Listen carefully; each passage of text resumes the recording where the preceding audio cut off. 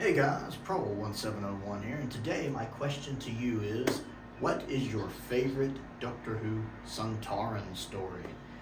And for me, it's very easily going to be The Time Warrior. I absolutely love The Time Warrior. I got to watch it for the first time just in the past few months. It was sent to me by a subscriber, and I really liked it. Part of this is just, I think Elizabeth Sladen is just so good as Sarah Jane in this story. I feel like her and John click really well as actors. They have good chemistry. And I love the fact that even though they don't really know each other yet, in the show, and Sarah's not sure if she can trust him, at first even thinking he might be responsible for what's going on, there's still a nice little chemistry there. Like, the characters even bounce off each other well, partially just due to the actors having such good chemistry. But I really like that.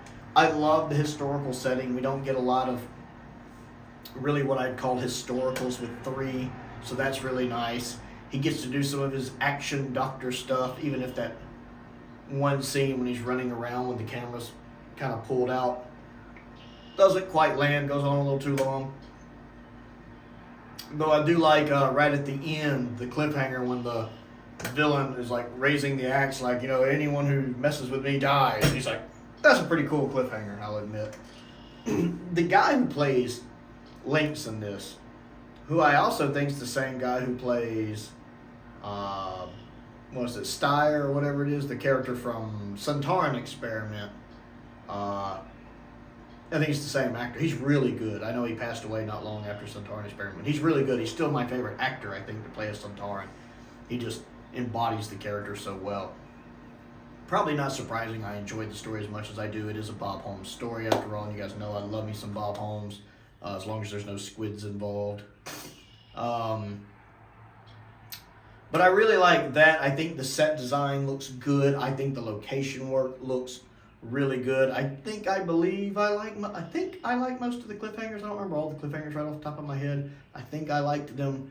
I loved the updated effects for the most part. I think the regular effects are fine.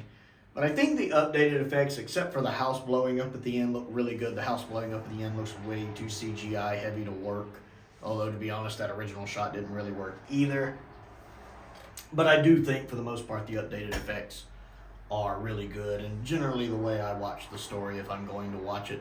But yeah, it's so good. I love the fact that when the third Doctor and Lynx fight, Lynx wins. And keeping in mind, the third Doctor is, action Doctor, James Bond Doctor. He's fighting Doctor. If there's ever a fighting Doctor, he's physical fighting Doctor. And Strax still wins. Not Strax, Lynx still wins. I think that really shows just how powerful a Sontaran is. I think that can be forgotten because they're beaten a little too easily a lot of times later.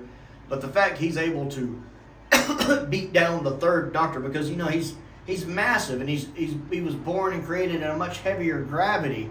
So this, in our gravity, he's just super, super buff. So it makes sense that he would just eventually wear 3 down. And I like that. We kind of see that when they're fighting in Sontaran Experiment as well, when it's really just Steyer, whatever his name is, wearing out and needing to go recharge, because he was keeping Tom pretty on the ropes, so it was pretty evenly matched.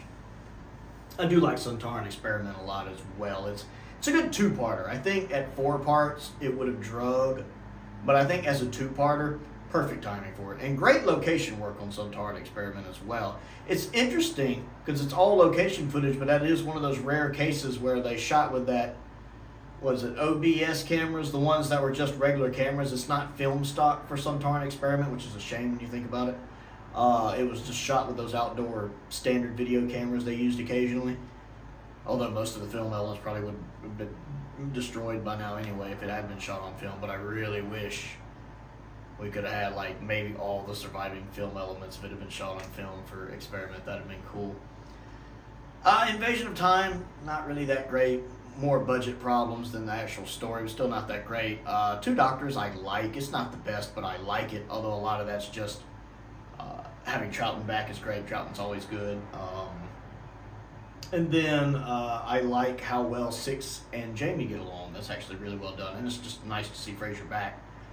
In the modern series, it's trickier because it's hard to say what really counts as a Sontaran story, because you have a lot of the ones with just like Strax or a random Sontaran showing up. It's not, the modern series really makes things so much more murkier and hard to decide on, like in the Pandorica opens, you know, there's a Sontaran in it. Does that count as a Sontaran story? Then you have, again, all the episodes with Strax.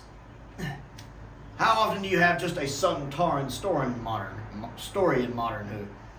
Now, the two-parter in Series 4 where they came back is pretty good. It doesn't quite hold up on rewatches years later for me. It's still good, but I think it's completely a missed opportunity to have Nicholas Courtney back as the Brigadier. They should have done that. Shame on them for not, unless he just wasn't available at the time.